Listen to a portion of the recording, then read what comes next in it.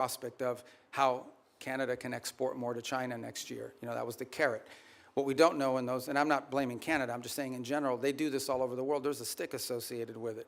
And I would imagine that China's putting, I know that they put tremendous amount of pressures on countries around the world not to comply with restrictions like the ones we put. I agree. If we got Canada and Mexico to agree, given our current trade arrangements, it would make it far more effective.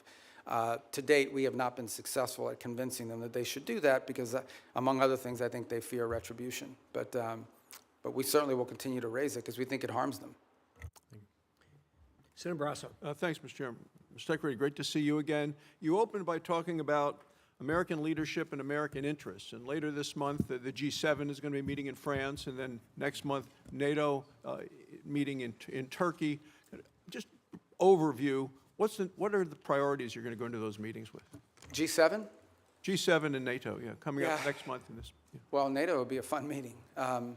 Let's start with the G7 one. The G7 forum this year has largely been focused, obviously, because of the Straits. So when I went to the foreign ministers meeting in March, a lot of the conversations in April were about the Straits.